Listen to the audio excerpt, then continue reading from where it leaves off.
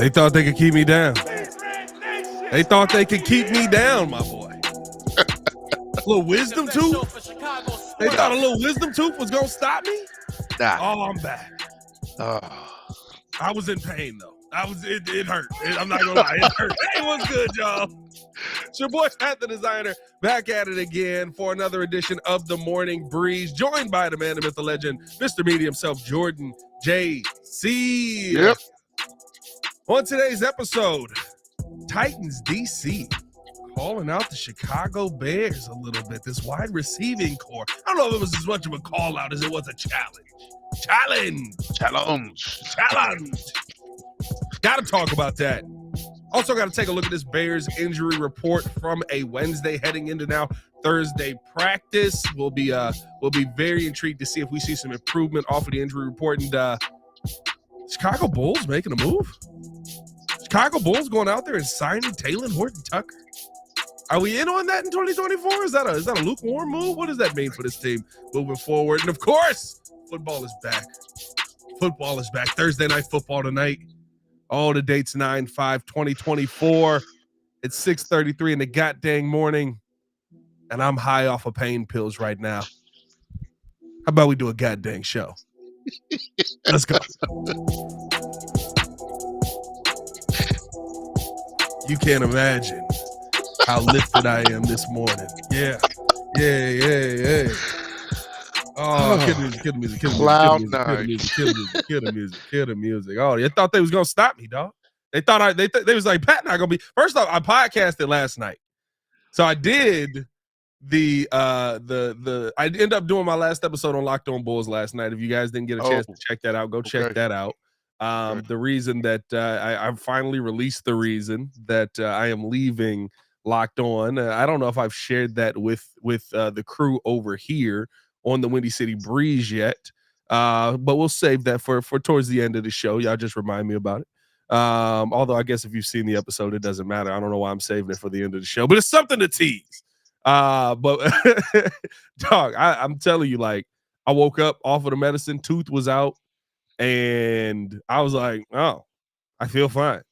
Yeah. Let me go do a couple of shows. My wife was like, are you nuts? Like, go lay down. I swear I was going to go live at like 10:30 last night because I missed yesterday. Oh, wow. Want to apologize to you guys who were looking for the breeze yesterday and didn't get enough breeze because I was in an immense amount of pain. I did the Chicago Bears podcast literally like right before I went in for the surgery, and I was like, bro, like I can't feel the right side of my face. Like I had sunglasses on because I had a migraine. Like it was nuts. But hey, man, that's the one injury as a sportscaster you could get that would actually put you down. I got put down with. Shout out to the chat in the building, man. We got a lot of people in here already. Lamar Holmes in the building with a year. Appreciate y'all tuning in, showing love. Good vibes in the building. Bears Junkie in this mug, Kenny in this mug, Ricky Dawson in this mug. Shout out Ricky in the building, man. Elias in this mug. Who else? We got Lamont Brown in this mug. He said, why they hating already, talking upset. Who else we got in here? King Booker World in here. Shane O'Mac the Mac. I don't know why I get old school vibes when I hear Shane O'Mac. In this chat. I just get a little, you know. But I had to let him know that the Mac is gonna go. Yeah, I mean that's all I get. I don't know. It could just be the Mac. You lied to me. Which tooth did you get pulled, bro? Wisdom. Yeah, it was a wisdom tooth, bro. It was a wisdom tooth. One of my four got pulled yesterday. So yeah, I was down bad. Baki in the chat. Shout out Baki in the building, man. It's the two letters. If you knew better, you do better. Say who better in the chat. AD in the building, man. Let's talk a little football, my guy. Let's talk a little bit of football because we got a very interesting challenge issued to the Chicago Bears yesterday from the Titans defensive coordinator. And listen, this is what he's supposed to do, right? I don't want this to come off as like, oh, he's trying to set up beef already. This is like, what did you expect from the Titans defensive coordinator that he was going to come out and do? But listen, we've had coaches challenge the Chicago Bears in the past when it wasn't a smart decision. And it didn't work out well. Now they did end up winning that Super Bowl, but at least for Devin Hester, it worked out well. But what he said was, and this is Titans DC Denard Wilson. He came in from Baltimore last season to take over the Titans defense. He's a defensive back specialist. So you have to understand this when you're looking at what his comments are. But what he said is, for me, I believe it's press or less. I want them to line up and I want them to be in front of receivers and challenge the receivers. Ultimately, in this game, if you get free access, it's easy for the quarterback. The quarterback completes, or for the quarterback to complete the ball. So what I do is I want to create a hesitation at the line of scrimmage and make them earn it the hard way. Make them earn it, throw the 50-50 ball, but everything else we're going to challenge. He said Wilson was then asked if he leaves it open to his corners to press, and his comment was, "From day one, we press everything." And Okay. I'm excited about this. Yeah. Because I'm not gonna lie to you, and I got some numbers here from Pafif. Oh, Pafif. Yeah, always gotta bring Pafif into it. Here we On go. the top 10 wide receivers against the press last season, can you name me 2 of those top 10, JC? I'm gonna go with Justin Jefferson and CeeDee Lamb. Well, okay, I meant on the Bears, but yeah, those DJ are Moore. In general, no. CeeDee DJ Lamb Moore is and, on the list. Justin Jefferson not on that list. Really? Okay. I guess we can do this exercise. You want to try and name the top 10 here? Jesus, yeah. Now you got me thinking, because I did take a look. Maybe that was the last year, but okay, I'm gonna go with Keenan and DJ, obviously, because Rome Keenan and hasn't played a DJ are snap. on the list. Keenan Allen and DJ Moore are number 8 and number 9 on this list. You said CeeDee Lamb as well. CeeDee Lamb is 6. Okay. AJ Brown, AJ Brown is 3 on this list. That's a solid pick. Tyreek Hill. Tyreek Hill is number 1 against press. Don't press him. Devontae Adams. DT is not on this list. That's why I strike out. Okay, who else you got? DK Metcalf, number 10 on this Really? list. Puka Nacua, number 7 on this list. Brandon Ayuk, number 5 on this list. Amon-Ra St. Brown, number 4 on this list. Nico Collins, number 2 on this list. Wow. Okay. Nico Collins, number 2 on this list. But here's my thing. The number 9 and number 10 press against the press in the NFL are DJ Moore and Keenan Allen. And the point of this, and I understand kind of why the Titans DC wants to do this, because what you're trying to do is create that hesitation at the line to give you just enough time to pressure a rookie quarterback. But what I think, and I guess I love the competitiveness, but this to me is a exercise in futility, if we're being honest, because one, what DJ Moore and Keenan Allen can do. Just the taste of what DJ Moore did against the press in 2023. He averaged 2.56 yards per route in 2023, had 29 receptions of 15 plus yards or more when facing press coverage, which ranked him 8th in the NFL. Now DJ Moore now Keenan Allen also being in Chicago. When he was with the Chargers, he dropped just 6 of his 91 catchable targets that he saw versus press coverage for an average 2.63 yards per route run. So the press coverage is I love the challenge. I love that we're starting off 2024 with a challenge. But even if you let's say there's this magical coverage of DJ Moore and Keenan Allen, right? Yeah.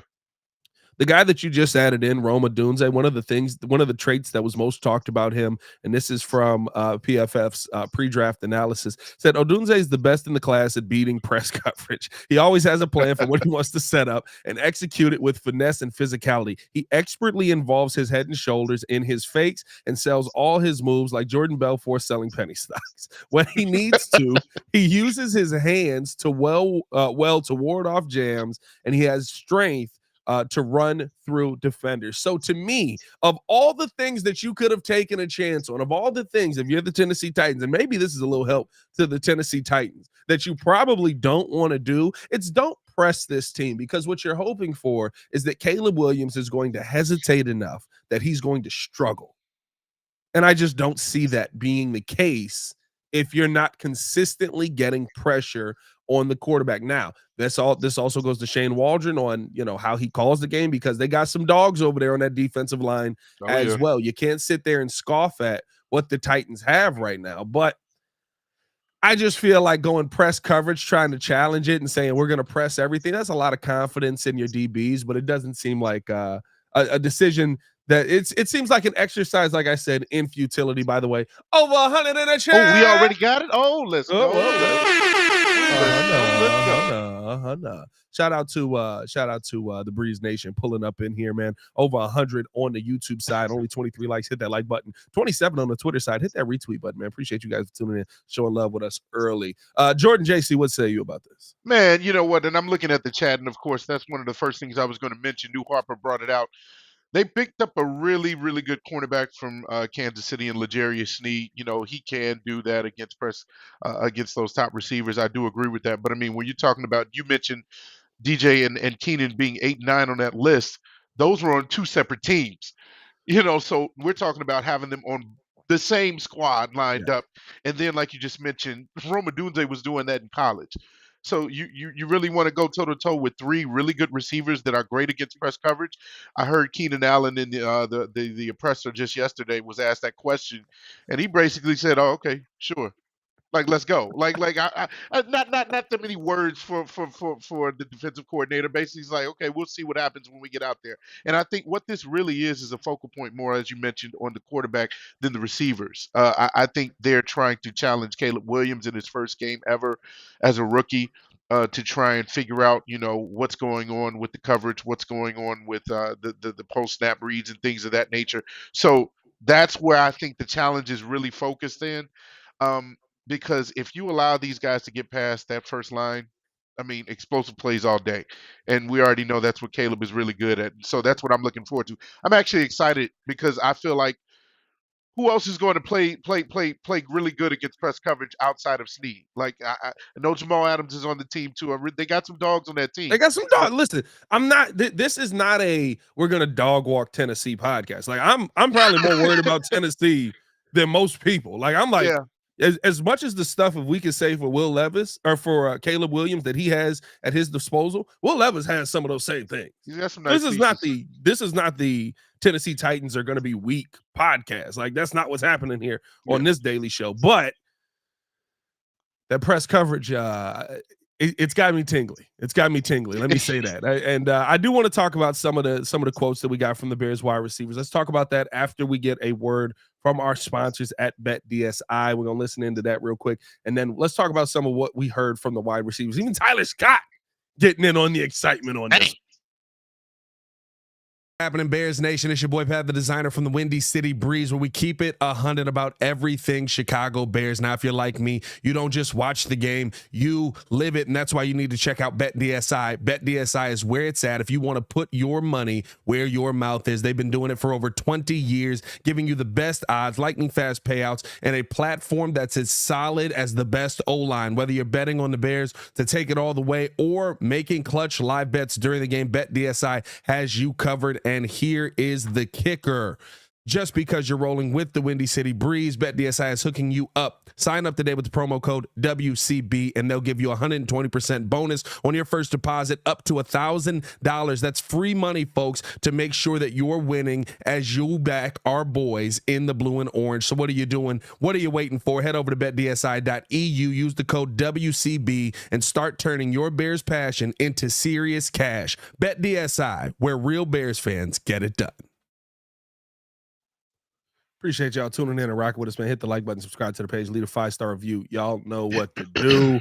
Let's keep this thing moving right along because you brought it up, JC, and I thought that it was my favorite part of all of this because we got to Nicholas Moreno got to basically ask all the Bears wide receivers about this. Nick Moreno from CHGO. Keenan Allen basically said, "That's the Titans, whoever you're talking about," with a question mark, and then just went, "Yeah, sure." Roma Dunze's comments on it said, you know, if that's what he's trying to do, that's what he's trying to do. Everybody has their different tasks with trying to stop an offense. And especially in our room with the guys that we have a lot of answers for those things as well. Even Tyler Scott getting in on it a little bit said, but hey, if that's what they want to do, we got all different types of guys, especially a guy like Keenan, you know, okay, welcome it. And I thought it was interesting because, all right, the first three guys you think of are DJ Moore, Keenan Allen, Roma Dunze. But then my mind goes to, oh, Tyler Scott has improved drastically Yeah. at getting off of the line, using his hands, using his strength to actually get off the line. I know he's a guy that everybody looks at as the little guy, and he is small, but he definitely is bulked up a little bit. Even a guy like Tyler Scott in press coverage, right? Like I just feel like now this it doesn't have to be. I think here's the thing too. It doesn't have to be a zero press. It doesn't mean that they're going to be able to take the top off all day, right? That you can Right. still press and be in cover 2. You can press and be in cover 6, right? You can still do things defensively. But to me, what it's going to do is what the Bears have as an advantage is you have these guys in press that you have to focus on. What does it do for the other names, right? What does it do for a guy like Cole Kmet? What does it do for a guy like Tyler Scott in this situation? And at the end of the day, it comes down to the utilization of Shane Waldron and how he puts this offense in a good position. But also, it comes down to those guys being able to step up. We're all waiting for the major DJ Moore game, the major Keenan Allen game, the major Roma Dunze game. This could be the game where you get the big Cole Kmet game. This could be the game where you get the big Tyler Scott game. This could be and I think that's the thing about the Bears that's exciting now is take your pick on what you want to do. Just for the running back people out there, the big DeAndre Swift game. You know what I mean?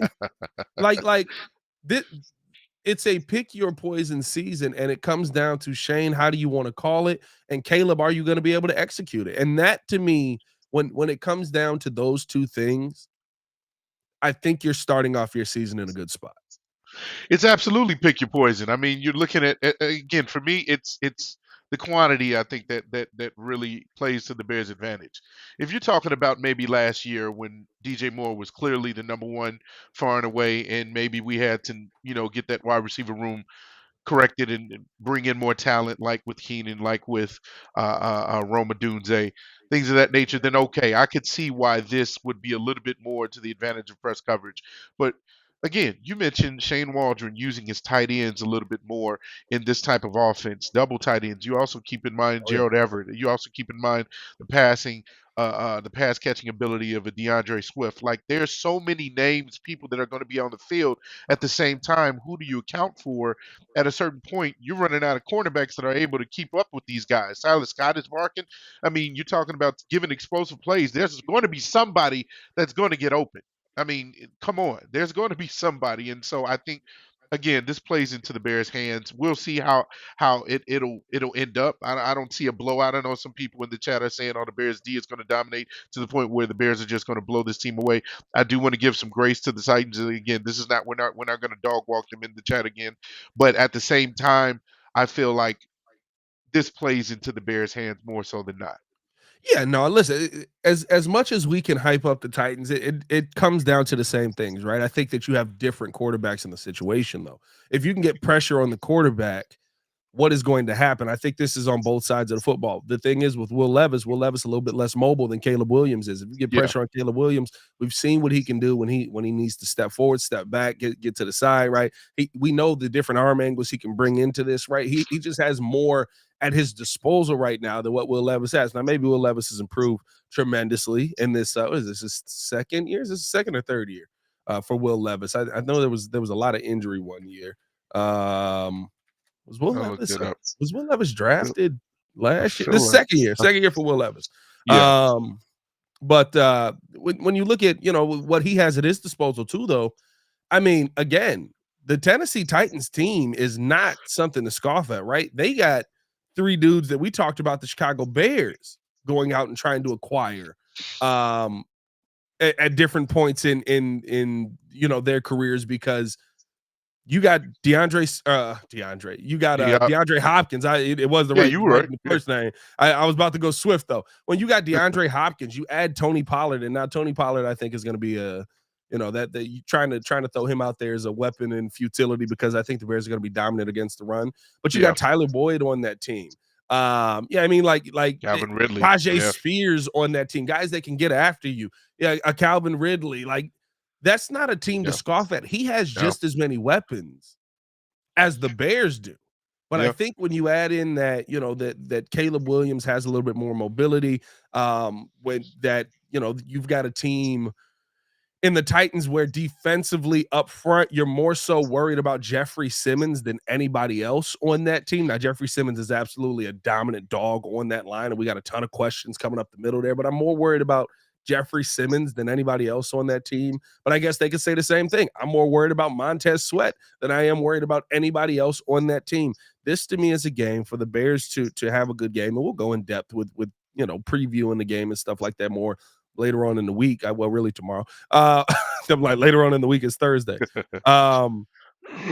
But when you talk about right, like who's going to be important to this game, dare I say, Caleb Williams may not be the most important person in this first game. I think you're looking at somebody like Gervon Dexter, who, if you can force that pressure into Will Levis's face, Will Levis, at least based off what I saw his rookie year, unless there was a vast improvement, is not the level of talent that I'm worried about being able to just throw over Gervon Dexter or just be able to get away from Gervon Dexter. But you need that push up the middle because that's going to force you into Montez Sweat. That's going to force you into former Tennessee Titan DeMarcus Walker, right? That's what's going to put you in the position to create that pressure on the quarterback. That's where mistakes are made. That's how you get your interceptions from your DBs and linebackers on the back end.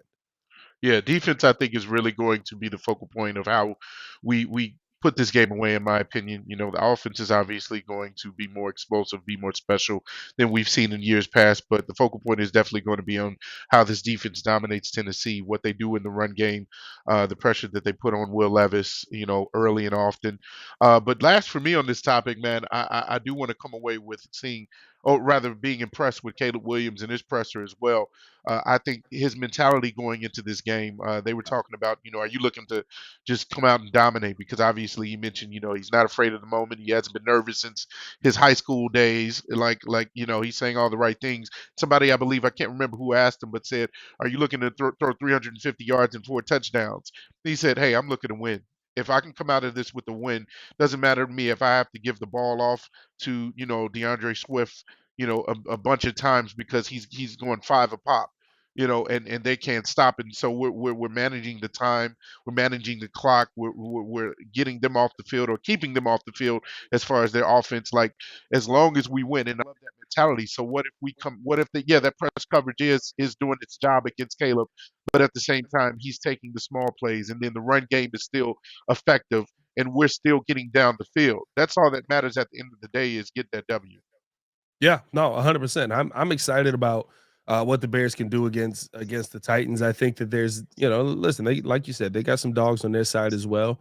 But I think when it comes down to, the defensive pressure versus Caleb Williams or defensive pressure versus Will Levis, I feel like you're gonna have right now the Bears have the advantage in that. Maybe that's the homer, maybe it's because it's week one, maybe it's because I'm a little bit tingly on this team right now. Maybe it's because we got over 200 in the chat. 200. Could be all of those things, but I do feel like the Bears have the advantage in this game. I'm not going to throw my prediction out there just yet because we're not in full preview mode, but I feel like this should be I don't know if I'm as far as J-Mac. J-Mac said this has to be a must win. To me, I have to see a prepared football team go out there and play prepared football for 4 quarters. That's what I need to see in week 1. Did he say that because of week 2, because of the Houston game? No, he said that because he's like, Bears fans are going to absolutely rip apart this team. Okay, yeah. If we don't win week 1. I was like, I don't know if it's must win just yet. But I will say this, like, it is an important game because of that, right? Week 2 is a tough game. You don't want to start off your season 0-2. You want to be able to come out and look like a dominant football team week 1, especially starting things off at home in front of the Soldier Field fans, Chicago Bears fans out here. Another thing we do got to talk about though is the injury report. The latest injury report came out yesterday. Of course, there'll be an update today. Bears had some names that are limited. Now, maybe this slows Keenan Allen down against the press a little bit, but Keenan Allen was limited with a heel. Remember, Ryan Poles or Matt Eberflus? One of them talked about he had an issue with his heel due to the cleats that he had on, I guess. Roshan Johnson was limited with a toe. Zach Pickens with a groin. Montez Sweat was limited with a toe. Ryan Bates limited with a shoulder. Karan Amageji limited with a quad. Here's the one thing that I will say, though. It is week 1 of the Chicago Bears season. All of these names that are limited, maybe you see the Bears be safe with Karan. Maybe you see the Bears play it safe with Bates. everybody else I would fully expect to play. Well, I'm not gonna say that. Zach Pickens with the groin also Yeah. could be somebody that you see held out, especially seeing as how the Bears went out and look to acquire more defensive tackle depth. Yeah. Chris Zach Williams. Pickens Yeah. been a little Yep. disappointing here year two. Not gonna lie to you, bro. A little disappointing here in year two. I thought there was gonna be a bigger jump. Thought there was gonna be him and Javon Dexter were neck and neck Yeah. in the season last year, and then he kind of tailed out at the end of that season. And I thought that there was going to be more of a jump this season with Javon Dexter. On the flip side of that, though, Tennessee Titans listing DeAndre Hopkins' knee, Otis Reese, which we're still naming kids Otis. Oh, Otis. We still doing this? We still doing Otis in 2024? I didn't know that was a thing. He had a concussion. Those two were limited or were listed as limited during Wednesday practice. And Jamal Adams has a hip issue, which I feel like is always the Jamal Adams injury report. Injury, And yeah. he was a DNP in this game. At least when you hear that right now, JC, any concerns on anybody on that list? Anything that you feel gives the Bears an advantage from the Titans side? I mean, if you're talking about Jamal Adams DNP, the only guy DNP on both teams, then I mean there could be something that you look at, even though he's not necessarily as much of a household name as he was when he was on the Jets and a little bit on the Seattle Seahawks. Uh, that's still a guy that when he goes out there, he's ready to knock you out. He's an aggressive tackler. He's always somebody that's looking to attack the person with the ball. So that's a guy that I'm interested in seeing what happens over the next couple of days. But I mean, overall on the Bears list, no, I'm not really, concerned. You already knew Kieran Amagachi was going to be kind of brought along slowly, just being put back on the active roster. So yeah. There's nobody that I'm concerned about. You heard Keenan Allen say, "Hey, day to day," when he was asked about, how his foot or his heel is doing. I expect him to be out there. He's a pro's pro. These guys know how to manage their pain well. It's just about the threshold or tolerance of what you can do. Hey, just like our very own Pat the designer, man. He took it like a champ yesterday. Most of y'all didn't know he had a tooth thing going on because he got through the show with it. But it's just a matter of just pain tolerance and getting ready for Sunday.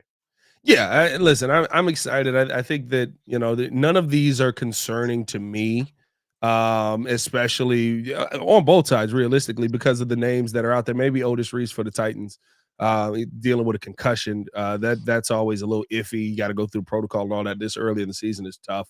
But outside of that, right? Like I expect D Hop to play. I expect Keenan to play. Roshan's been out for a while. I would expect to see him out there as well. Montez with a toe. I will say this: you never think about the small things on your body being the thing that will take you out for the longest period of time. Like, bro, like you mentioned with my tooth yesterday, I would have never thought my tooth could have caused me that much pain yesterday. Like in my life. It's all the nerves, man, going on to the other. Bro, you feel it in your face, you feel it down your back. Like I was fully surprised by that. But nah, man, no real surprises to me on the injury report either.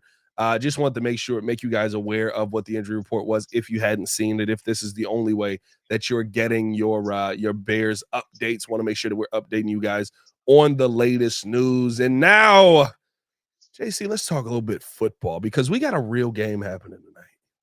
Oh, I'm tingly. Oh, today man. It's 7:20. It starts. We got the Baltimore Ravens. We got the Kansas City Chiefs. We got an AFC title game rematch. And ladies and gentlemen, I am excited because I am actually living in the unknown in this game. I remember last season we did this and we were like, it was Lions, it was Chiefs. I was like, this is going to be easy. Chiefs all the way. They're going to dominate. Then all of a sudden, we saw an offense that we kind of saw all season that just couldn't figure it out. What is your expectation for this game? By the way, if you haven't done so, hit that like button, subscribe to the page, leave a 5-star review. Y'all know what to do. I know I haven't done this on this episode yet, but I need y'all to go ahead and do me a favor and come on. Push the button. Come on. Push the button. Come on, push the button. Yeah, come on, push the button. You heard what she said. You heard what Sue Young said. Push the goddamn button, man. Jordan JC, what are your thoughts on this Thursday night football game? I'm looking to watch a very, very back and forth game. I mean, these two teams are kind of really evenly matched. Both got very, very good on on the defensive side over the last couple Oh, of yeah. years. You always saw Kansas City as an explosive offense, but then now they've improved on the defensive side. Even though we just mentioned L'Jarius Sneed going to the Titans, I mean, you're still talking about a team with McDuffie, Chris Jones, Nick Bolton. Like they got some names on that side of the ball. So I look for this to be a back and forth. Man, I'm gonna be honest with you. It's going to be down the middle for me. I feel like maybe Ravens 24, Chiefs 23. I think the Ravens may win it with the fact that they now have Derrick Henry in the backfield with Lamar Jackson. I want to see how that tandem works because now you're talking about the threat of the quarterback running the ball and Derrick Henry. Like, what is that going to look like? You got Zay Flowers, you got Mark Andrews. This team is stacked, and so it's going to be a fun game to watch at the very least. Oh, heck yeah, dog. Like, I'm not gonna lie to you. Like, it's so crazy because we see all these offseason moves, and I feel like we as we do this overly prepare, right, for what's coming in sports wise. And you're sitting there, so I'm sitting there going through the list of players. I'm like, all right, I want to make sure I know everybody who was added to the teams, who was taken off of the team, stuff like that. And I'm going through the list, and I'm just sitting there, I'm like, why did they add Derrick Henry? Oh my god, like it's just sitting there looking at it, just like this ain't fair. I gotta run. I got as a defender. No. I gotta choose RPO. Like think about it. Honestly, right? Like last few seasons, right? Who was the running back there? It was Mark. Was it J.K. Dobbins? You had a J.K. Dobbins, yeah, but yeah. They had the I know who old you're dude talking back about. there. I can't think of his last name, but yeah, I know who you're talking about. They came from New Orleans. Yeah. Yes. Ingram. Mark Ingram. Thank you. You had that for the last couple of years, right? And so when you go RPO option, your goal is like, I'm focused on Lamar. Like, I don't care about Mark Ingram. Good job. Yeah. I got Lamar Jackson, right? I'm watching Lamar Jackson. You got J.K. Dobbins back there. J.K. Dobbins, solid player. Gus Edwards as well. You got J.K. It doesn't matter. At the end of the day, I'm focused on Lamar Jackson. Now, if they run RPO, I got to make a decision between Lamar Jackson or King Henry. And I'm really hoping it's Lamar Jackson. Giant running back. Like, bro, like I'm sitting Talk here. about pick your poison. Bro, and this is a Chiefs defense that I think is absolutely still a phenomenal defense. I think they got their Super Bowl last year off of the back of this defense. I think if they're going to be able to set anything up this season, it's going to be because of this defense yet again. But bro, when you got to make a life decision between Derrick Henry or Lamar Jackson, oh my God. Like just the dominance of that, and the fact that it's not just okay, I got to focus on the running game with these guys. You still got Zay Flowers in there. You've still got just so much more weaponry for Lamar Jackson. I think the Ravens finally figured out, hey, if we give this guy some weapons, maybe he can actually play the quarterback position. I'm glad to see teams finally figure this out. Bro, like it irritates me because it's the one thing about the dual threat quarterback that always gets on my nerves. Right. And I'm talking a legit dual threat, right? A Justin Fields, a Lamar Jackson, those guys that literally you can say he can run it just as well as he can pass it. I feel like everybody just goes, well, he can use his legs. So why the heck do we scheme for him? He's dangerous to break with his legs. So why do we worry about him using his arm? And that to me is just, I think of Luke Getsy last season, just dropping Justin back behind an offensive line that absolutely couldn't snap the football. Meanwhile, on the flip side, we've seen Shane Waldron in the first 4 weeks of the season basically go, yeah, I don't know how much I trust this offensive line. We're going to do some naked boots out here. we're gonna put Gino, we're gonna put Caleb Williams in some positions where the defenders don't just have a free line to him and try and take his head off. I mean, like I just feel like we didn't see that enough with Lamar early on in his career. Now we're seeing a change of that. And just the idea of like, well, he is the weapon, so why do I get him weapons? That's just dumb to me. That's just it, and it's the mindset that I feel the NFL has had for so long, and finally they're changing it up a little bit. Yeah, at the end of the day, he's still a quarterback. You need weapons, and that's why I think the team overall is going to look better. I believe Lamar Jackson committed himself to losing some weight over the offseason as well, so he's coming in leaner, a little bit quicker like he used to be. But, I mean, you can't sneeze at also what KC has improved in, too, because over the last couple of seasons, we saw a regression in the way Patrick Mahomes' numbers looked, even though it still looked good. He's still Patrick Mahomes, and they won the championship. My God! But now he actually has weapons again outside of not having Tyreek Hill. You got some speedsters back on the team. Rashee Rice is a year improved in the league. I think he's going to have a really good season, being their #1 receiver outside of Kelsey, obviously. You also have Xavier Worthy, who's the fastest man on earth now, apparently. And so you give somebody like Is Patrick he? Is Mahomes he the that type of fastest man on weaponry. earth right now? Well, I don't know. The fastest football player, 4.21, I guess. Yeah, yeah. I guess there's Olympians out there that probably can run I was faster. gonna say, I was like, Now that I think about is what's his name there? it. Usain Is Bolt Noah there? Lyles available? I don't think Noah Lyles is the fastest man on earth either. Yeah, maybe not. But anyway, yeah. I just think that team in general is going to be a threat again because of the pieces. Then they brought back Juju, who was really good with the Chiefs before in his stint. Uh, you got a lot of nice pieces, man. And now Patrick has like, toys to play with. McCole Hardman, I think, is back as well. So yeah, improved team I just can't wait for Isaiah Pacheco to get out there and freaking start you know how he run. It's like freaking the Flintstones with his starting the hair on car fire. up. Yeah, yeah. That's all I hear. Whenever He he runs runs, like somebody's chasing him for his life, bro. Dude, he runs somebody, like somebody he quote is not tweeted him trying to running. get He caught got at like all. out the backfield and took off. They was like they said he run like a runaway slave or something like that, bro. It's like you got the dogs. Yeah, man. I was like, that's nuts, Y'all's bro. not gonna get me. Y'all not gonna get me. Working his grave shit. My bad. But no, let's finish it out here, man. Appreciate y'all tuning in and showing love. Let's finish it out. Yeah. Talking about the game more, right? Like, I think that this is gonna be fun to watch because of the defensive battle that's going to ensue, though. You know what the Chiefs have defensively, you know how they're looking to attack this thing overall. I think that when you look at that Ravens defense as well, it's why that AFC title game was as close as it was, right? They were able to get after Pat Mahomes. They were able to force him off the spot. Is Xavier Worthy going to make that much of a difference? I think the lofty expectations on Worthy, and I think he's going to be really good. But the lofty expectations of Tyreek Hill, all right, maybe let's dial it back a little bit. Let's not go, he's going to be the best wide receiver in the NFL. But I do think that having that speed, having his route running ability, what he was able to do at Texas, I thought was phenomenal. I thought he was a wide receiver that the Bears could have possibly gone out there and gotten if they didn't go wide receiver early. But I'd rather have Rome Odunze. But just the speed that he brings, the ability Absolutely. that he has to actually, go out there and be a wide receiver. He's not Tavon Austin.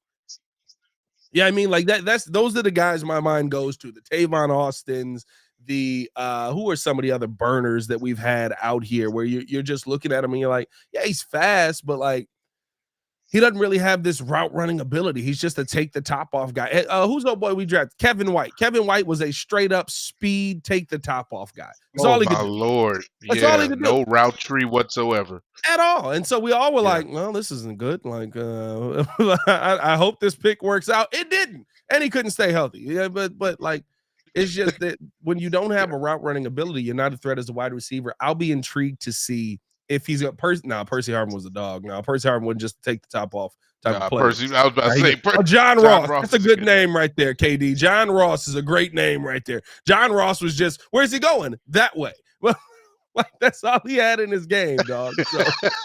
So I don't know, man. I think that this is going to be very fun.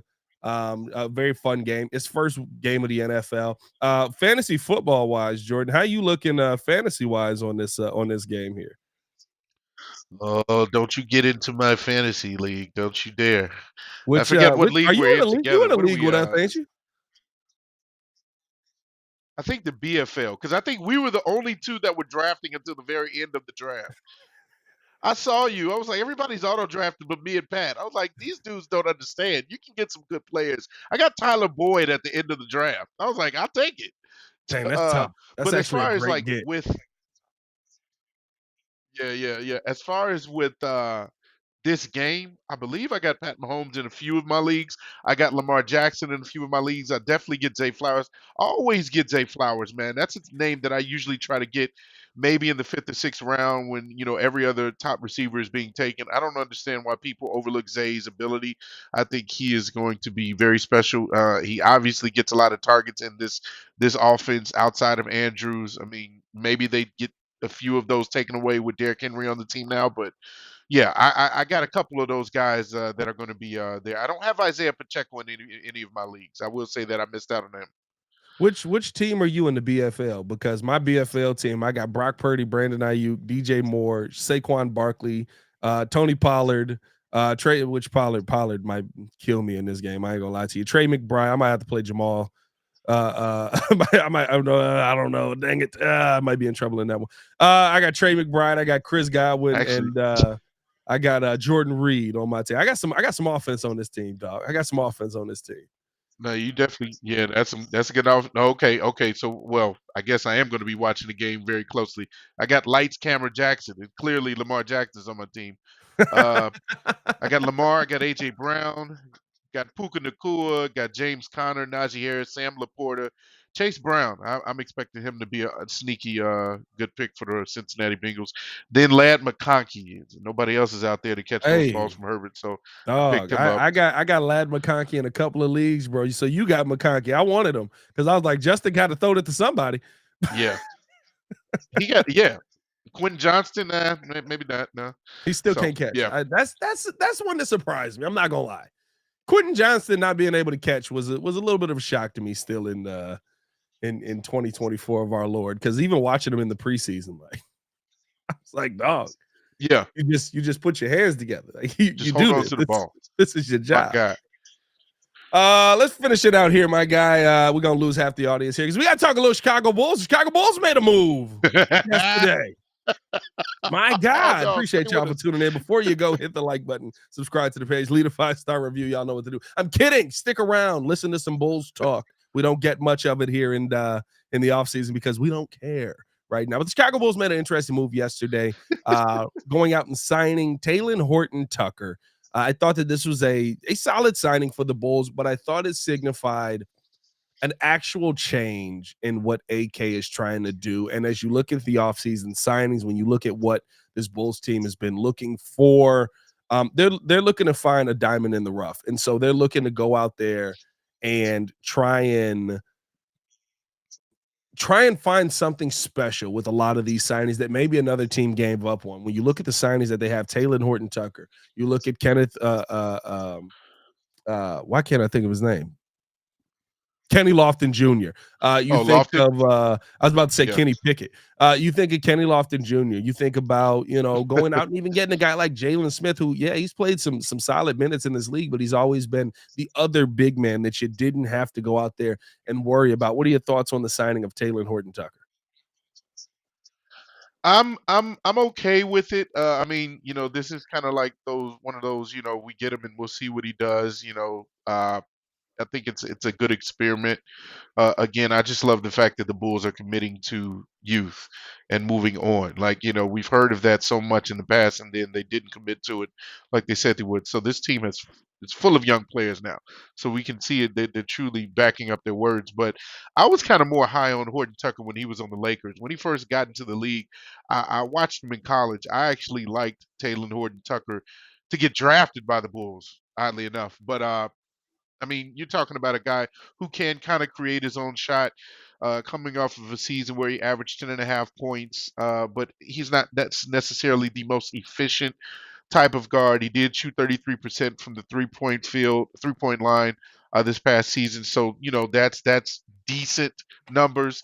Again, I just think this is maybe a depth piece to come in and try to prove, what can he do, what can he provide. We already have, I think, a slew of other young players that are going to be above him on the depth chart. But I do still like the fact that they're bringing in somebody that does have a certain amount of talent, and you saw do some things in the league already. I'm not gonna lie to you. This is a move to me to put those end of the bench guys on notice. And maybe not just end of the Mm. bench, but guys that you have to rely on. This is a move to me to put Julian Phillips on notice, to put Dalen Terry on notice. This is a move to me to put Unaralt Batim on notice because the Wow. Bulls didn't have a roster spot available. So somebody's going to lose their job. This isn't a camp deal. Like someone's going to lose their Is job Javante because of Carter this. still on the team? You said what? Is Javon Carter still on the team? Javon Carter is still on the team. Javon Carter's not going anywhere. You know what I mean? But he's not going to lose his job because his money is guaranteed, right? The contract that they bring Talen Horton Tucker in is also a partially guaranteed contract as well. But here's the thing: somebody's about to lose their job, and it's going to become the battle of the best. You're creating competition at the bottom, which hopefully ends up creating more competition at the top. Yes, you're looking for that diamond in the rough, but you're also looking for that guy who you can go out there and say, "Hey, look, like." We're glad that you're on the team. We're excited that you're on the team. But you know what? When Dalen Terry, Julian Phillips, Unaralt Batim, Dama Sanago, who's down in the G League right now, but is trying to make a real roster spot on this team, you're going to have to actually put forth some real effort to do this. This is not just you being a part of the team because you're the best option that we have right now, or because we drafted you, right? Like when when you add in guys like J. Think, Pat. Sorry, it's the medicine. The medicine's actually kicking in. When you add in Matas guys Buzelis? like Josh Giddey, when you add in guys like Matas Buzelis, right, where those guys are at the top and they're actually going to take a good chunk of those minutes, you're fighting for your life out here if you're one of Yeah. those bottom feeders. If you're one of those bottom guys on the team. I'm fighting for my life. You're fighting for your Yeah. life out here. I'm Yeah. fighting for my Yeah. life. Why would I hog tie her? That's kind of classic right there. R. No, Kelly I'm with gave you us on that. I 7 more think, tracks. I Nobody think that, listened to it though. I'm with you on that. I think that this does create competition, and that's what you want. You want that especially as a young group. You don't want anybody to get comfortable to the point where they think that they're just solidified. Like you said, even at the back end of that roster, you also got a guy who I'm really high on, in Chris Duarte, that got picked up. Like they got a bunch of names on here because he was actually really good in his rookie season with Indiana. So I mean, yeah, it does create some stiff competition. So somebody's going to lose out. So I do like the fact that he was brought in at the very least for that. Yeah, no, 100%. I think this is going to be a fun season of I actually think this is going to be like, listen, if the young guys show out, you're not going to be as upset as you think about this Bulls season. Because it means more, I right? think so too. If you Might win be 30, if surprised. you win Yeah. 34 games, 36 games, and it's because of Giddey and Kobe White, and it's because of Buzelis, and it's because of Io DeSumo, and it's because of like all these young guys that you brought in, like you mentioned with Chris Duarte, right? He becomes a 3-and-D player. Talen Horton Tucker. You're going to feel better about this team moving forward because there's time. There's time to watch that team grow. The problem with the last team was there wasn't time. It was like, all right, DeMar DeRozan's 34, freaking Vooch is 34. Zach LaVine is getting to the point where he's past that prime that we thought was going to explode here. And he just hasn't been healthy. I mean, like you were running out of time with that team quickly. Lonzo Ball coming back to the team. I guess that's another part of this as well, right? When you talk about a guy like Talen Horton Tucker, you're going to have Lonzo Ball coming back essentially. So, where does he fit in all of that as well, right? Like, I just think that if this Bulls team, I think we're going to view this season differently at the end of it. Now, I don't think the Bulls will be a winning team. I think they'll be a play-in team at best. But I think we'll view this season differently at the end of it, depending on who's doing the winning. Right? If it comes down to Kobe White and Josh Giddey and Io DeSumo and all of those young guys, and Matas Buzelis looks like he has a really good rookie year, but you just don't have enough talent to get it done because they're not developed enough yet, fine. But if it comes down to we're still relying on Zach LaVine. Nikola Vucevic is your main scorer. Yeah, I mean, you're not seeing much out of Jalen Smith. You're not seeing much out of the offseason acquisitions. I think then we'll be a little bit more upset about things than we are right now. But at the end of the day, man, Baki said, it's the Bulls. Who cares? Does Jerry Reinsdorf still own the Bulls? Okay, he does. Okay, they still suck. Man, for y'all to get Baki to turn on the Bulls, bro, that's how Baki got here, bro. Oh, rough. That's how Baki got in here, bro. Y'all destroyed rough. Baki. Jerry Reinsdorf did. I said this on Locked On Bulls yesterday. Jerry Reinsdorf has destroyed what I believe are most of my chances for my daughter to become a Sox fan. If they don't get good in the next few years, she might end up being a Cubs fan. Not by choice, but literally we were at a game. Oh, Sox were getting their bring heads her kicked on in. over. We were at a game. The Sox were getting their heads kicked in. Actually, it was a competitive game until like the 5th inning. Like it was like, okay, we get a little back and forth. She's like, yay, go White Sox. I was like, all right, cool, we good. She's all in. And then it got bad quick. And Aaron Judge hit that 300th home run. That's bad. And she turned to me. She's 3 years old. She turned to me and said, "Can we go to the Cubs game?" And I was like, Hey, dog, nah. it begins. We can't go to the Cubs game. It begins. We can't go to the Cubs. Hey, game. that's all right, Pat. I'm we're gonna not get your doing daughter a stitched Imanaga jersey. I'm gonna give her. That's I'm gonna great. get her an Imanaga jersey. She's mostly potty trained, but she can use some Pampers.